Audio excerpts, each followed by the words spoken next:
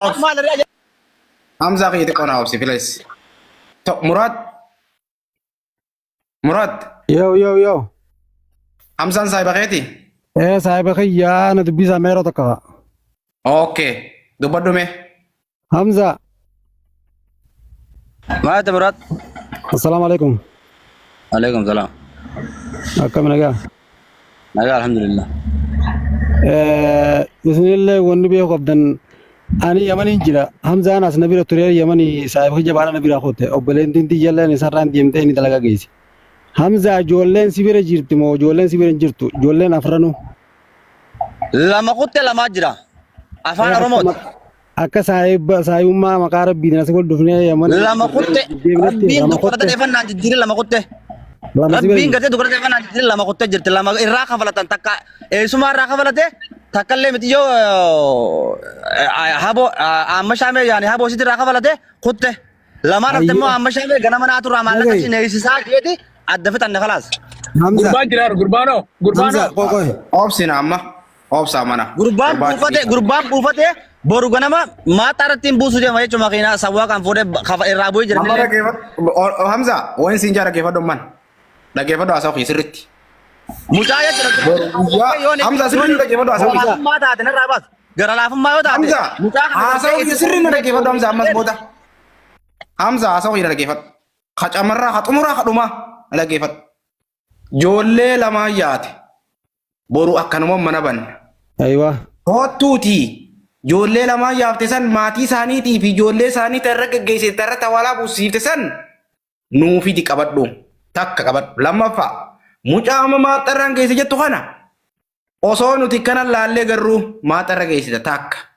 Sadaffaa ijoollee amma shaamee irraa hin buusa jiru kana irraa buuftee osoo nuti amma shaamee gisee irraa buuse bookunoo irraa buuse osoo nuti garuu ijoollee eessa feetan bakka kanaatiin fedha. Takka riyaadirraa kaasee waadii dawaasirnaan nama godhaa fi waadii dawaasirraa kaasee riyaannaan nama godhaa fi. Bakka obboleessi geeffachuu fadhee ol bakka tam geessita jaalibsaa bakka obboleessi naa geessi jee ol bakka tam geessita. Obboleessa san gaati dawwalleeti. Obboleessa naa geessa akkasii jee obboleessi obboleessa kicha. Miyyoorree futuun amma obboleessan qabu jette. Dhaggeeffadhu. Firan qabu jette. Amma saa bakka darbite kun obboleessi eenyuti? Amma shaamee obboleessoo hattuudha kun asiin dhageessisa nama isaa hojii ture. Si dhageessisa. Akkas taate dhageeffadhu. Joollee Attu toosaanii beektaa matis. Assalaamu alaikum. mucaa ammaa tanaa kana duraan gartee hawaalaa isaan Kun ijoollee dallaa kana gaafa na amma hadii jaalala isaa wajjin. qarshii kuma lafa Ijoollee isaa wajjin jiru. qarshii kumaaf dhibba torba dhiisee fi gabbaan Gaafadhu deebichumaan asiimu. Warra amma shaame sanitti erge gaafadhu asiimu.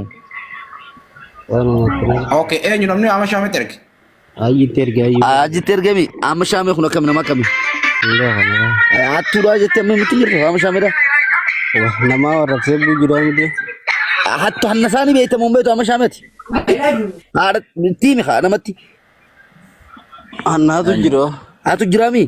Bakka jaalabsaanis kanuma kajee maali. Hattu ta'uu isinuu ni beektan saabba warri daawwatanii. Foto isaanitti ergaa ibsaa foto isaanitti ergaa shaame. ragaa hojii haasaa gisee waa sotaa qabu maqaa namarraan gaara dhaabbalee jengi maqaa wal qabu nama barbaadu. Laali yamzamtini maqaa namaarraas dhimman qabnu maqaa namaa xureessuus hin barbaannu. Ijoollee tana amma shaamee irratti naantu ijoolluma tana amma shaamee irratti naantu saayiba keenyee wayin siima. Okay, Hamza. Hamza.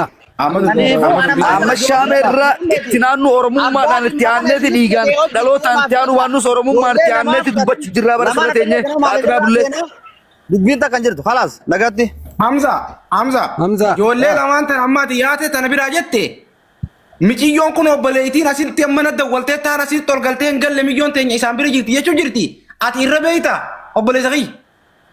Barboo sawwaan Deebi bakkeetti ergite sana eessa Hamza? boruti deebii gaafadhu deemi boruti deebii gaafadhu boru zaa kanas deebii gaafadhu bas. Okay, hayyee yoo amma ergitaniif illee rakkoon qabu. Ammoo ijoolleen san tumame jettee dhaggeeffadhu Hamza laa. Ijoolleen san gaafa dhufte tumame jettee. Ajandaa maa kana guddisuu feetan qoon ajandaa waan Ajandaa miti bara ajandaa miti yoo ijoolleen san akkasuma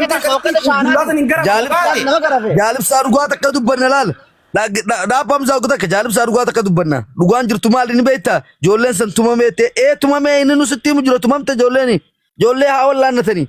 Tumamuu itti gaafatamummaa akka itti fudhatantu jira. Tumamuun tumamte wanni ajandaa godhannu hin jiru kun tumamanii jiran. Irraas hin dibnu irraas hin qabnu tumaman ijoolleen. Okay. Kanaaf amma ijoollee wanni nuti Hamzaa laal qamar wanni nuti barbaannu ijoolleen nagayaan warra isaanii san bira dhaquudha haa galanii. Meemba dubbii nagaa san maaltu sii gale ijoollee warra fi bira nagatti haa galtu. Salaam alaikum. Oo Hamzaa. Dubbiin tun bikkarraa isinit dhufte qabdiimi bikkumarraa isinit dhufte sanii fitadha. Ammoo ijoolleen abbaan kunoo jawwaalli kana viidiyoo bannee sin garsiifna deemte walii gallee maaltu ol baasee viidiyoo tana janii isaanuu ajaa'ibu jiran. Ijoollee waan namni walii fixate diinaa miti nuti Tigree miti. Okay. Viidiyoo tana karra waraabee eenyu Hamza? Viidiyoo tana waraabee. Nuti asii Tigree walloo inaati isinichi wal fixa. Amma kamari Hamza viidiyoo tana waraabee eenyu? Ijoollee tana tumee eenyu viidiyoo? Hamza namni ijoollee tana viidiyoo waraabee. Qamar keenya. Eenyu tuma? Qamar keenya na dhagayu. Ana amma siin beekaa jarri kun sin beeku. Anaas si beeka. Hattuudha jau kun inni nu hattuudha. Inni nu hattuudha. Nama torbaatamaa bira jira rukkaamni kiyya maate.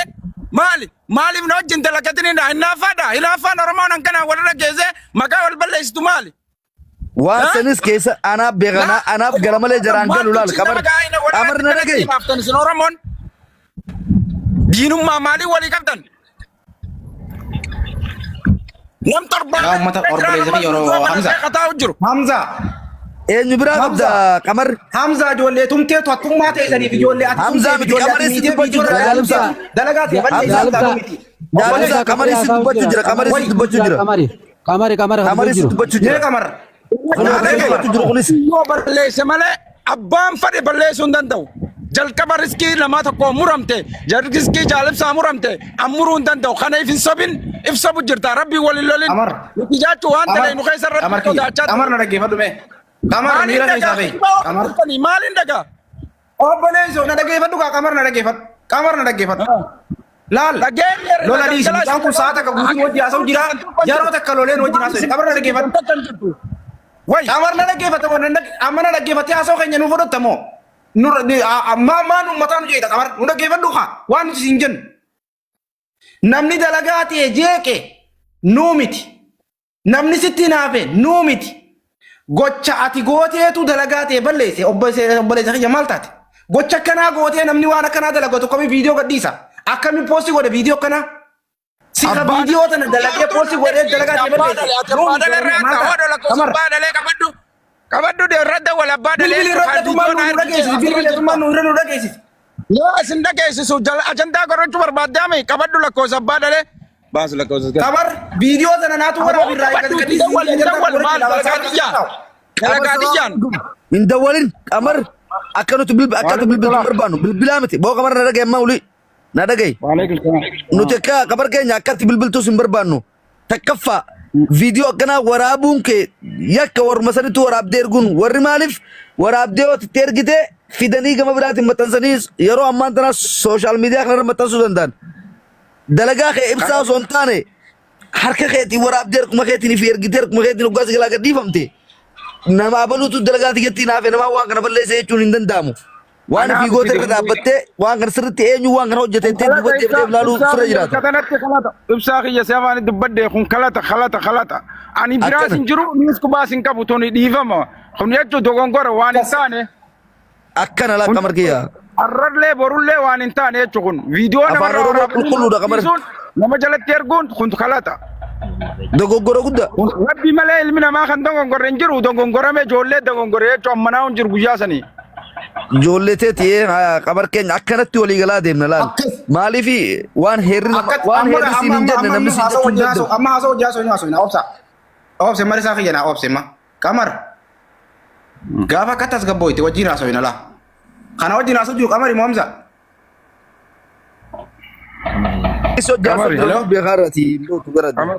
Qamari.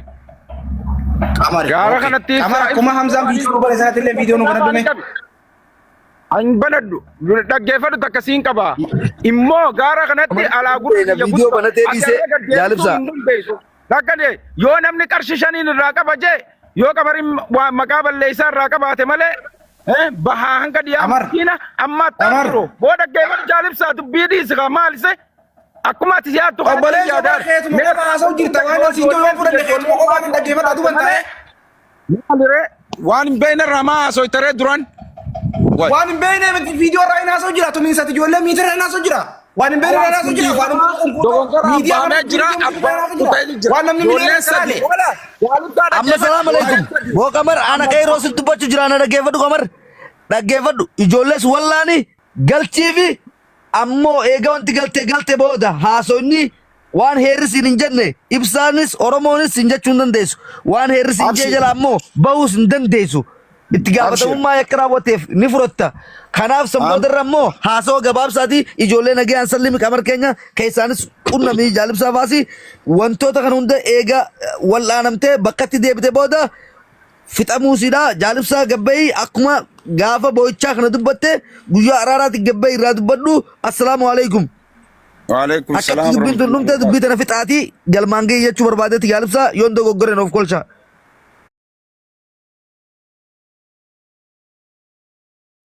Ijoolleen rabbiin taniin dalagadde asara kiyya nan biqilchin. Ijoolleen goddamtee sin jirtu asara kiyya. Annin beeka waa hunda keessa amma nama asirraatu hin beekne malee annin beeka Qamar. Waati muslima taate ijoolleen goddamtee sin jirtu ammoo kanaaf namni tokko jechuun bahararraa ka'ee ilaa bikka tanaa ka ga'u waadii dawaasir meeqaan akka ga'u ati ni beekta jechuun gaara jirta. Niin kafalaa janiiti jechuun ijoolleen tun dhufti. Eega dhufte yoo filima warra gandaa warra wandaa yoo maallaqan qabuudhaan nama wabcoo sadi qabu. Abbaan biyyoo takkaa nama wabcoo sadi qabu. Yoo kijiba jechuun kunoo abboo isiidhaa fi as keessa isatti ol darbu.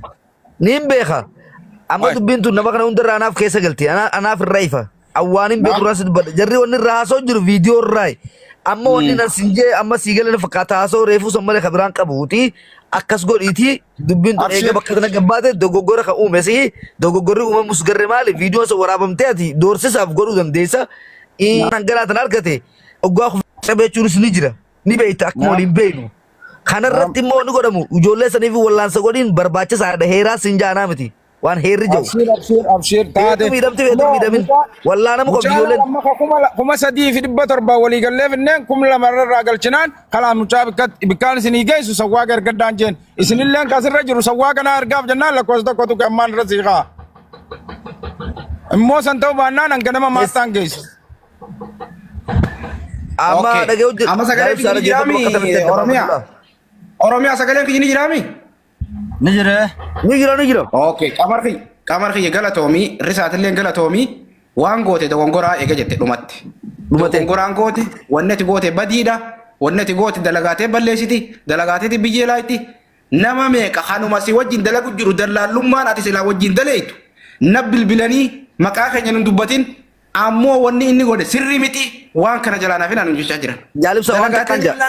Dalagaan teenya haftu ni ilma deeraa dhage asirra waan inni ibsa godhu jira. Sirrii miti. Risaa sagalee miti. Eeni girti waan takkaan sin jechuu barbaada. Dalagaan tun viidiyoo tan waraabee Qamar gochuun kun badiidha. Ijoolleen tumee akkas godhuun badii badii. Dallaalotiin hundi waan Qamar godhe kana kan goone hin jiran. Dhugaa jirtu sitti hima. Kan goone hin jiran. Isaan hundinuu dalagaan Qamar baddee akka gama isaanii deebitus fedhii isaanii hawwi isaaniiti.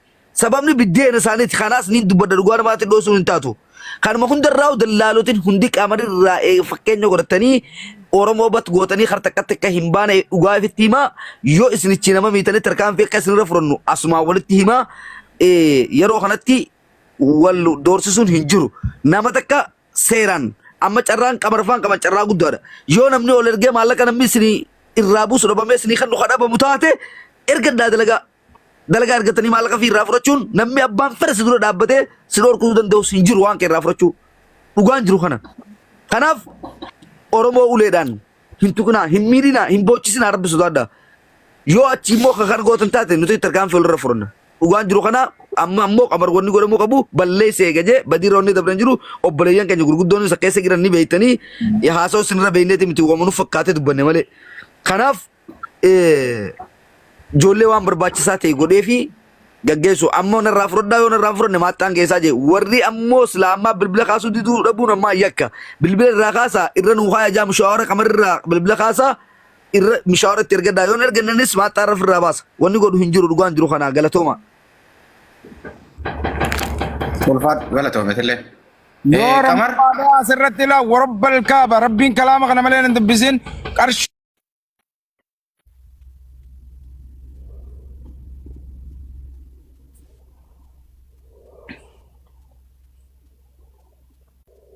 Ariyacho asiyacho isaas wajjinis taa'ee guduu sin lakkabuu namaas eeguu sin danda'u. Dalagaan kopha kophaadha namni kan hin dalagu dalagaa kopha kophaati. Maatarraan geessuu deema akkasumas quba qabaadhaa tajoollee dhalaadhaa kuttee jirti. Amma immoo lama kuttee ijoollee tana maatarraan geessi qabar kabajaa obbolummaadha. Hin geessi maatarra. Leetii amma shaameeti.